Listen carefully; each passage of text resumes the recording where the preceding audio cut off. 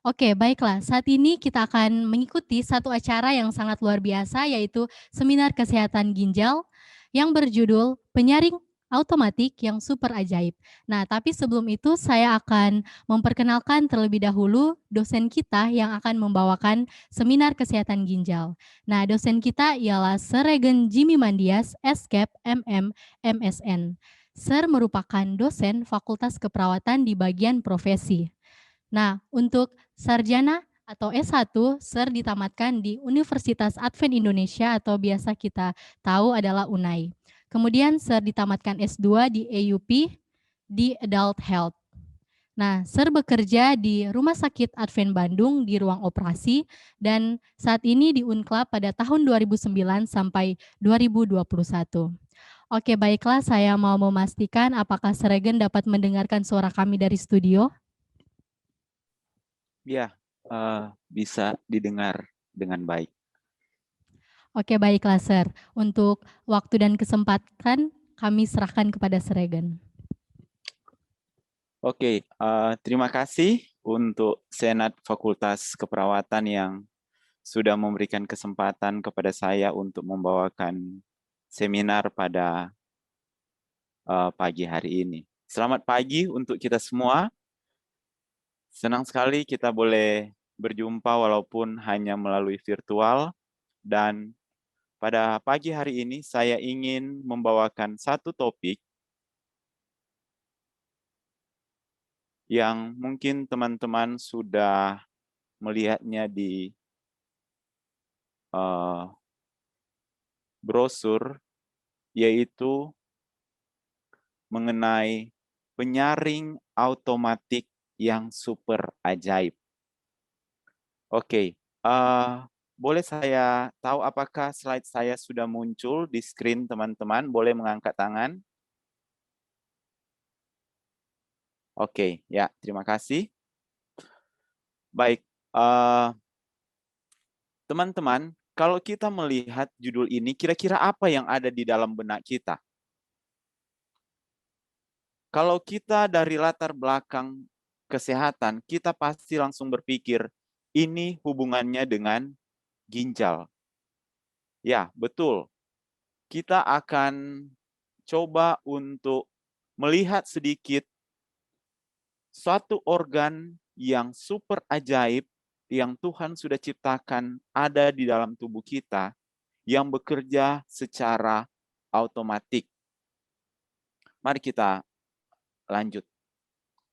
Nah, Tuhan sudah menciptakan setiap manusia dilengkapi dengan 2 buah ginjal yang berfungsi tentunya untuk menyaring darah dan semua cairan yang ada di dalam tubuh serta fungsi-fungsinya yang lain. Nah, ginjal memiliki panjang hanya 10 sampai 15 cm dan lebar 5 sampai 7 cm, tebalnya hanya 2,3 cm sampai 3 cm. Dan ginjal hanya memiliki berat kurang lebih 160 gram untuk setiap ginjalnya. Mari kita lihat apalagi yang dilakukan oleh ginjal. Ternyata penyaring yang super ajaib ini dia menyaring darah kita. Setiap hari darah kita melewati ginjal disaring sebanyak 350 kali dalam 24 jam. Dan setiap hari ginjal harus menyaring sebesar 170 liter darah. Dan dari 170 liter darah tersebut, hanya ada 2 liter darah yang diubah menjadi kencing atau urin. Atau yang kita kenal dengan istilah medis, setiap hari ginjal hanya menyisikan 125 ml cairan untuk dikeluarkan melalui urin. Nah, selain itu, ternyata ginjal ini memiliki fungsi yang lainnya. Ada banyak fungsi ajaib yang Tuhan tempatkan di dalam ginjal. Yang pertama adalah ginjal mempertahankan keseimbangan cairan dan elektrolit. Anda melihat, Anda merasakan dalam keseharian Anda. Ketika Anda jarang untuk minum, otomatis Anda akan sulit untuk berkeringat dan urin yang dikeluarkan pun sedikit. Karena ginjal berusaha memekatkan darah sehingga cairan yang kurang ini tidak keluar secara percuma. Kemudian ginjal juga dia menjaga keseimbangan asam dan basa. Nanti ketika Anda mempelajari pelajaran respirasi, mungkin Anda akan mempelajari lebih dalam mengenai keseimbangan asam dan basa. Tubuh kita berusaha membuat keadaan tubuh kita ini netral, tidak terlalu asam dan tidak terlalu basa. Nah, salah satu fungsi ginjal adalah menjaga agar keseimbangan asam basa itu terjaga di dalam tubuh kita. Kemudian fungsi berikutnya, fungsi ajaib berikutnya adalah mengatur tekanan darah. Mengatur tekanan darah. Ginjal mempunyai fungsi untuk mengatur tekanan darah. Ketika tekanan darah kita terlalu tinggi, ginjal berusaha melakukan satu stimulasi di dalam darah sehingga darah itu berusaha untuk menjadi cair. Sehingga darah yang cair bisa melewati pembuluh darah yang halus dengan harapan agar tekanan darah dia akan menurun. Begitu pula dengan sistem angiotensin. Sistem angiotensin yang ada di dalam ginjal. Ginjal akan merubah angiotensin 1, kemudian angiotensin 2 untuk mengatur tekanan darah kita. Kemudian fungsi berikutnya yang tidak kalah menarik adalah ginjal diciptakan Tuhan di dalam tubuh kita untuk membuang racun-racun di dalam tubuh. Anda sadari atau tidak, setiap kali Anda makan, Anda minum, Anda sementara memasukkan sebagian kecil zat-zat racun yang tidak dibutuhkan oleh tubuh kita. Ataupun kita makan terlalu banyak, minum minuman yang tidak sesuai dengan kesehatan. Semua racun itu akan dikeluarkan oleh tubuh melalui ginjal. Dan yang terakhir, fungsi daripada ginjal ini adalah dia menghasilkan hormon dan enzim. Kita tahu bersama bahwa pasien-pasien dengan gagal ginjal kronis, mereka akan mengalami yang namanya anemia. Karena di dalam ginjal dibentuk satu enzim yang namanya enzim eritropoietin. Enzim inilah yang merangsang sumsum tulang belakang untuk memproduksi sel darah merah. Sehingga ketika ginjal tidak menghasilkan hormon eritropoietin, otomatis sumsum tulang belakang tidak dapat menghasilkan sel darah merah dan secara otomatis pasien tersebut akan menderita anemia. Saking hebatnya organ, saking hebatnya ginjal kita ini, sehingga Kompas.com menuliskan judul, hebatnya organ sekepal tangan. Tidak ada tombol, tidak ada perintah untuk menyuruh ginjal bekerja. Tapi ginjal bekerja secara otomatis di dalam tubuh kita untuk menjaga keseimbangan cairan, keseimbangan asam basa, memproduksi hormon, dan lain sebagainya yang menjadi fungsi dari ginjal. Namun, apa yang terjadi, teman-teman? Betapapun ajaib dan hebatnya organ penyaring atau ginjal yang Tuhan sudah tempatkan di dalam tubuh kita, ternyata hasil riset menunjukkan bahwa manusia-manusia yang ada zaman sekarang sangat careless menjaga kesehatan, ginjal. Karena kita tidak menjaga kesehatan ginjal, sehingga kalau kita melihat statistik yang ada adalah di tahun 2017. Di tahun 2017, Anda boleh lihat ini saya dapat dari data nefrologi dari United States. Dilaporkan tahun 2020 bulan Oktober dikatakan bahwa pada tahun 2017 697,5 juta kasus dari CKD atau chronic kidney disease dilaporkan di seluruh dunia. Artinya di seluruh dunia ada jumlah kasus CKD atau chronic kidney disease atau pasien gagal ginjal ada berjumlah 697,5 juta jiwa. Itu adalah satu angka yang sangat-sangat besar. Kemudian dilaporkan juga bahwa dari tahun 1990 ke tahun 2017 ada peningkatan sekitar 29,3% untuk penyakit gagal ginjal. Nah, dan ini yang menarik.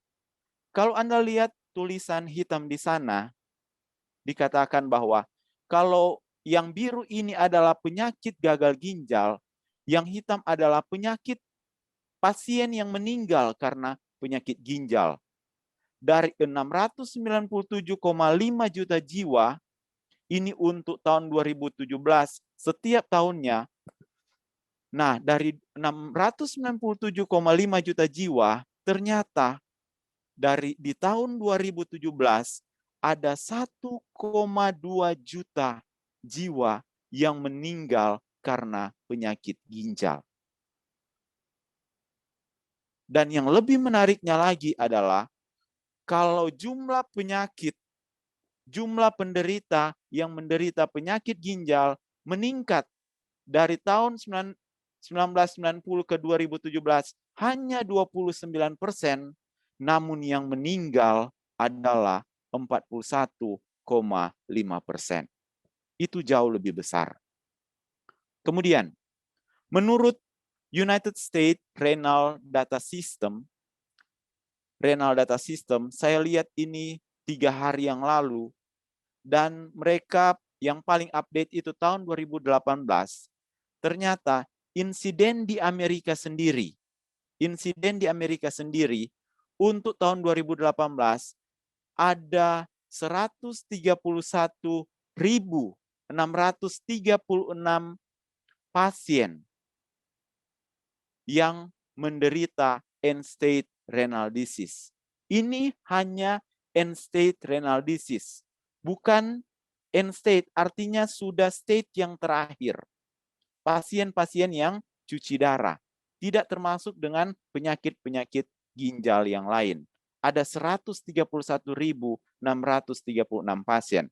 Mari kita lanjut. Bagaimana dengan di Indonesia? Di Indonesia ternyata pada tahun 2020 jumlah yang menderita penyakit gagal ginjal kronik sudah mencapai 11,66 juta jiwa. Dan diprediksi pada tahun 2024 akan meningkat menjadi 12,55 juta jiwa. Dan kita melihat trennya dari 2017 sampai 2024, trennya terus meningkat.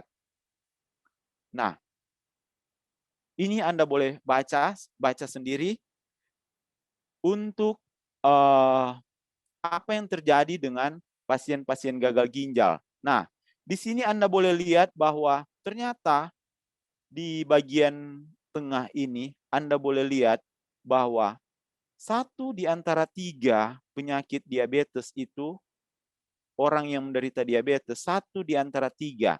Artinya 33,3% pasien kemungkinan akan mengalami gagal ginjal. Oke, kita nggak punya waktu banyak untuk bahas ini, kita lanjut. Nah, apa tanda dan gejala masalah perkemihan? Ada banyak tanda dan gejala, kita akan lihat secara cepat. Yang pertama, rasa sakit atau terbakar saat berkemih. yang bermasalah dengan masalah perkemihan, mereka akan merasa rasa sakit atau terbakar saat berkemih. Kemudian, tanda dan gejala yang kedua, sering berkemih dan tak tertahankan. Ketika Anda mengalami masalah di ginjal, Anda akan merasakan rasa berkemih yang luar biasa dan biasanya rasa berkemih itu Anda tidak bisa tahan. Apalagi mendekati kamar mandi atau toilet. Kemudian, berkemih di malam hari. Otomatis, orang yang berkemih di malam hari bukan semua orang sakit ginjal.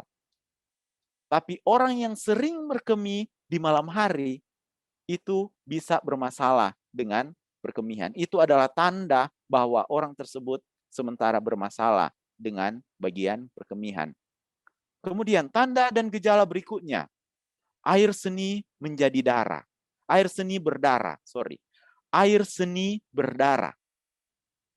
Kalau air seni berdarah, otomatis kita harus mencurigai bahwa di dalam saluran perkemihan atau di dalam ginjal itu sendiri, mungkin sementara terjadi perdarahan, atau mungkin terdapat batu dan batu itu menggesek jaringan yang ada di sekitar sehingga menjadi berdarah, ataupun terdapat kanker di dalam ginjal kita sehingga bisa menyebabkan air seni kita itu berdarah.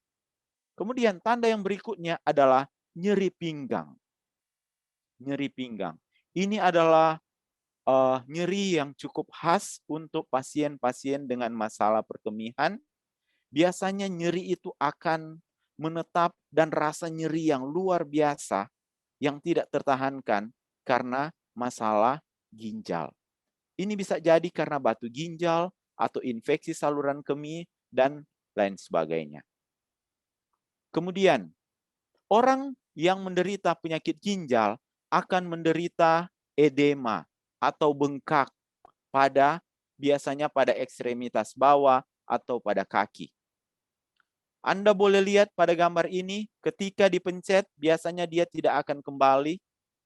Ini tandanya bahwa ginjal kita yang harusnya menjaga keseimbangan cairan sudah tidak bisa menjalankan fungsinya sebagaimana normalnya.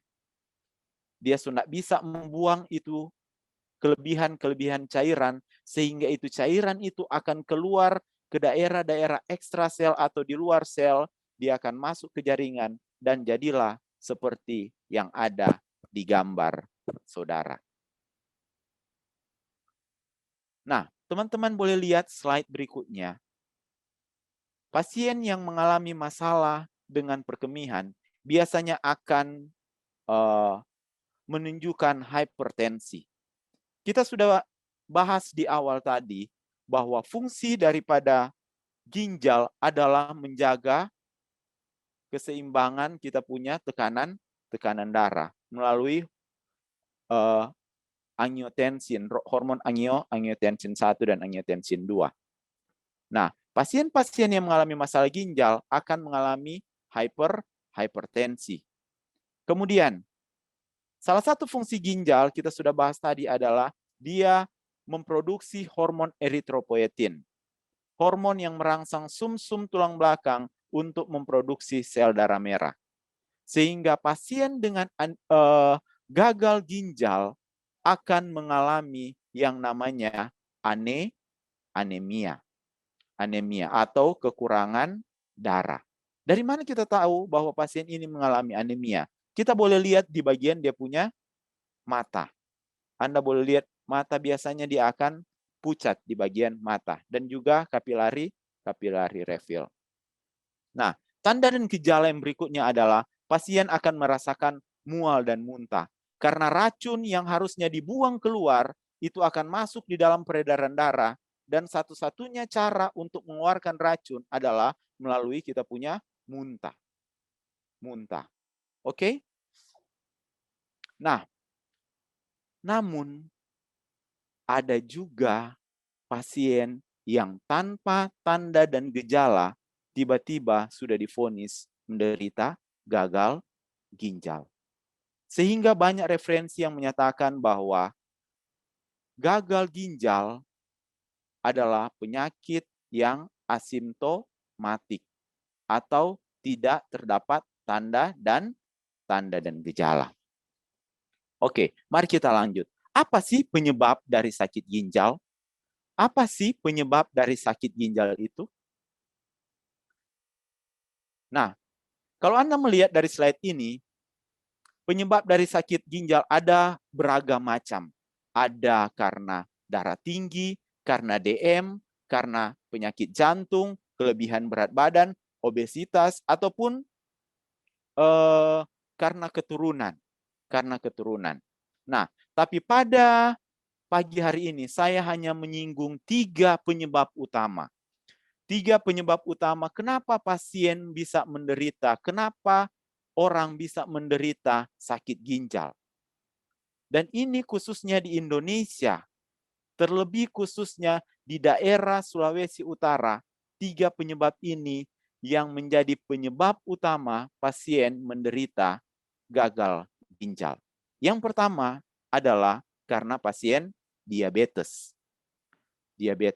Kita tahu kalau pasien diabetes, dia akan membuat darah menjadi kental.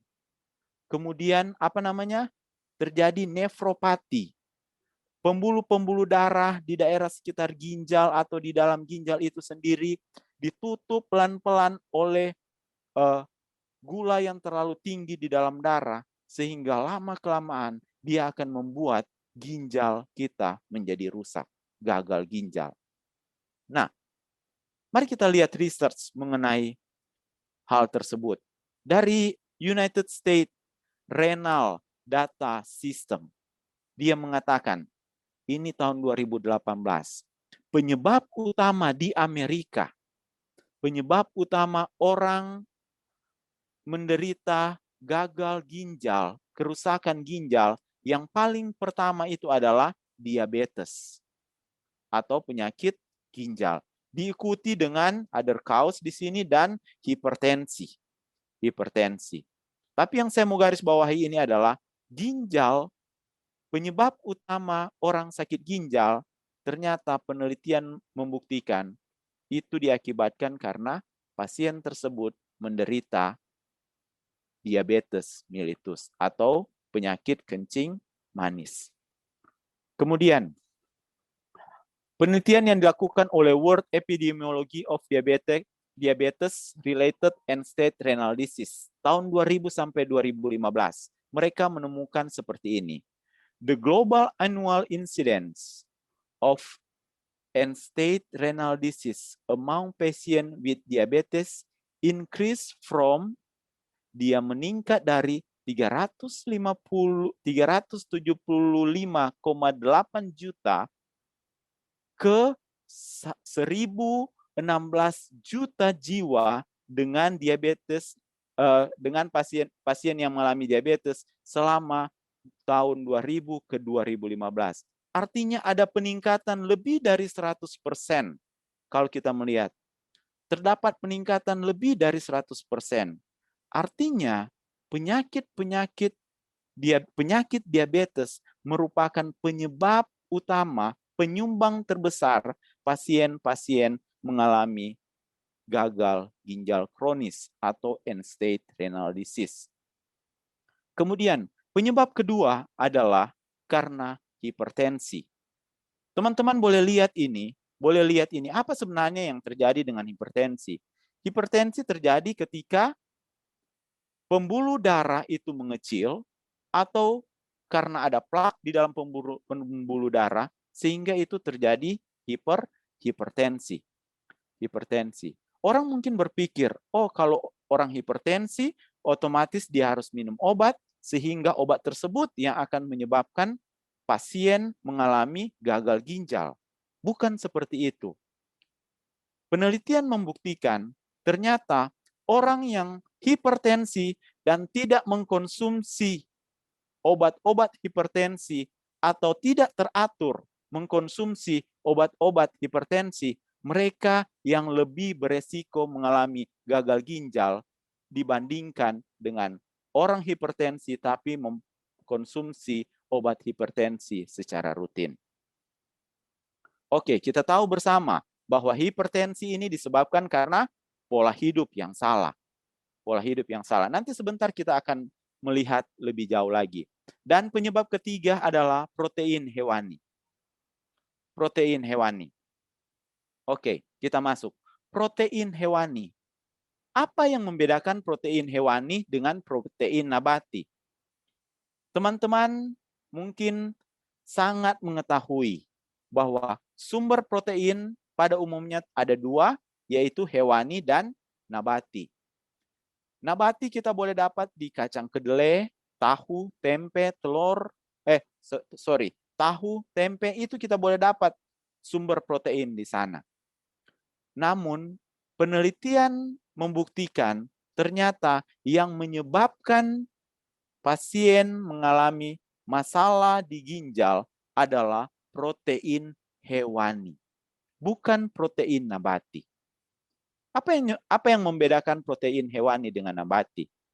Ternyata pada saat kita memakan banyak protein hewani atau kita banyak makan ikan, daging-dagingan, sosis, yang jadi adalah tubuh berusaha mengeluarkan kita punya kalsium. Kita punya kalsium. Sehingga kalsium yang banyak yang dikeluarkan oleh tubuh harus masuk ke dalam darah, dan darah tersebut harus melewati ginjal, sehingga terbentuklah yang namanya batu ginjal kalsium. Batu ginjal ini ketika diproduksi terus-menerus, dia akan menyebabkan gagal ginjal. Gagal ginjal. Oke. Kita sudah melihat bahwa ternyata ada 3 penyebab utama terjadinya end-stage renal disease atau gagal ginjal kronis, atau yang merusak kita punya sistem penyaringan yang otomatis dan super ajaib itu. Yang pertama tadi adalah apa, teman-teman? Yang pertama itu adalah karena diabetes. Dan yang kedua karena hipertensi. Dan yang ketiga itu adalah protein hewani. Nah, protein hewani. Nah, kita sudah melihat bagaimana masalah yang terjadi di dalam ginjal. Pertanyaan sekarang, bagaimana kita menjaga kita punya ginjal agar tetap sehat? Bagaimana kita menjaga kita punya saringan yang super otomatis dan ajaib itu berfungsi sebagaimana adanya, berfungsi secara normal? Hanya ada 2 cara. Yang pertama adalah choose your food carefully. Pilih makanan Anda sebaik-baiknya. Pilih makanan Anda sebaik-baiknya. Nah, teman-teman, ini adalah dasar dari kesehatan. Ternyata sel kita punya tubuh ini terdiri dari organ, beberapa sistem. Di dalam sistem itu terdapat organ. Di dalam organ itu terdapat jaringan-jaringan. Dan di dalam jaringan itu terbentuklah itu sel-sel yang sangat kecil. Sel-sel yang sangat kecil. Nah, jadi kalau kita mau menjaga tubuh kita sehat, kita harus menjaga ternyata kita punya sel. Kita punya sel di dalam tubuh. Nah, sel tubuh akan mati, akan rusak karena ada 2 alasan. Karena 2 alasan. Yang pertama, teman-teman boleh baca di slide, jika sel tidak mendapatkan zat yang diperlukan, alias kekurangan gizi. Ketika tubuh kita, ketika sel kita kekurangan gizi, sel tersebut akan mati. Atau bahkan dia akan bermutasi menjadi sel yang jahat. Kemudian, hal yang kedua yang terjadi adalah sel tubuh akan mati jika sesuatu yang tidak diperlukan meracuni sel tersebut. Alias ketika kita makan makanan yang tidak sehat, yang tidak diperlukan oleh tubuh, ternyata kita sementara memasukkan satu zat yang membunuh sel-sel kita. Jadi hati-hati dengan makanan yang Anda makan. Pilihlah makanan yang baik. Pilihlah makanan yang baik. Ketika Anda ingin memasukkan makanan tersebut di dalam tubuh Anda. Kemudian, Dr. Roger J. Williams. Dr. Roger J. Williams. Di dalam bukunya yang berjudul Nutrition Against Disease, dia menulis seperti ini. Lingkungan mikrogizi pada sel tubuh sangat penting bagi kesehatan. Dia melanjutkan seperti ini. Kekurangan pada lingkungan mikrosel merupakan penyebab utama penyakit. Artinya, ketika kita mengkonsumsi makanan yang tidak sesuai dengan kebutuhan tubuh, itu sama saja dengan kita membunuh sel-sel di dalam tubuh dan menyebabkan tubuh kita ini sakit. Kita sudah belajar bahwa sel itu sebenarnya beregenerasi. Beregenerasi. Tapi ketika sel tersebut tidak mendapatkan apa yang dia dibutuhkan, kemudian gantinya mendapatkan apa yang dibutuhkan, kita memasukkan makanan yang tidak sesuai bahkan meracuni sel tersebut, maka lama-kelamaan sel kita itu akan mengalami sakit. Semakin banyak sel yang sakit, otomatis tubuh kita juga akan ikut sakit. Dan itu juga terjadi di kita punya ginjal. Kita punya ginjal. Next. Jadi yang pertama tadi adalah pilihlah makanan yang baik untuk Anda konsumsi. Cara yang kedua untuk menjaga supaya kita punya ginjal sehat adalah minum cukup air setiap hari. Teman-teman sudah tahu ini teori. Dari kecil kita sudah tahu bagaimana kita harus minum cukup air setiap hari. Tapi pada prakteknya terkadang ini sulit. Pada prakteknya terkadang ini sulit. Mari kita lihat. Kesehatan daripada ginjal hanya air. H2O only. H2O only alias hanya air, teman-teman. Tapi ingat, itu air yang jernih, air putih. Air putih, air bukan air yang mengandung umpamanya alkohol atau air tapi dicampur kopi atau teh. Oke? Jadi air yang putih, jernih. Kemudian Anda boleh lihat di sini. Minum 8 gelas sampai 10 gelas setiap hari akan membuat kita terhindar dari batu ginjal. Batu ginjal. Minumlah selama Anda belum dibatasi untuk minum. Karena pada pasien-pasien gagal ginjal, mereka sudah dibatasi untuk minum. Untuk minum. Oke, kita sudah tahu bersama, minum at least 2 liter per hari atau 8 gelas sehari. Tapi itu tergantung dari aktivitas kita. Saya ingin memberikan tips. Kapan waktu yang tepat untuk kita minum? Kapan waktu yang tepat untuk kita minum? Yang pertama, ada 4 tips yang akan saya bagikan pada pagi hari ini. Minumlah minimal 300 cc ketika Anda bangun pagi. Sebelum Anda melakukan aktivitas, minumlah at least 300 cc pada waktu Anda bangun pagi. Oh, mungkin teman-teman bertanya, kalau saya minum 300 cc nanti muntah, Sir. Itu karena kebiasaan kita. Semakin sering Anda mengulang itu, lama-kelamaan tubuh kita akan terbiasa. Kemudian, minum 15 menit sebelum Anda makan dan 1 jam setelah Anda makan. Dan berikutnya, kita harus meminum cairan di antara jam makan. Jangan perbiasakan Anda minum sementara Anda makan. Jangan Anda biasakan minum. Itu adalah satu hal yang salah. Nah, W.H. Auden, seorang penulis dari Inggris, dia menuliskan seperti ini. Thousands have lived without love. But katanya apa? Not one without water. Teman-teman boleh hidup tanpa cinta, tanpa kasih. Tapi tidak ada orang yang bisa hidup tanpa air. Minumlah selagi sempat untuk menjaga kita punya kesehatan ginjal. Sayangilah ginjal Anda. Sayangilah ginjal teman-teman. Ginjal sahabat-sahabat teman-teman. Ingatkan teman-teman Anda. Ingatkan diri Anda. Ayo, mari kita makan makanan yang sehat.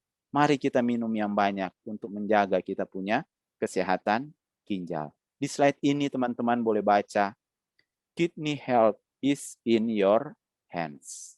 Kesehatan dari ginjal itu ada di tangan Anda. Kesehatan Anda itu ada di tangan Anda. Anda mau banyak minum atau tidak, Anda mau mengkonsumsi makanan yang bergizi atau tidak, itu ada dalam pilihan Anda. Jadi bagaimana kita mau menjaga agar ginjal kita sehat, agar penyaring otomatik yang super ajaib itu dapat berfungsi sebagaimana mestinya, hanya ada 2 kuncinya, yaitu choose your food carefully dan minum cukup air setiap hari. Semoga pelajaran yang singkat ini boleh teman-teman mengerti dan tidak menjadi pengetahuan saja buat kita semua, tapi dengan pertolongan Tuhan kita dapat praktekkan itu di dalam diri kita pribadi, keluarga, maupun sahabat-sahabat yang berada di sekitar kita. Terima kasih.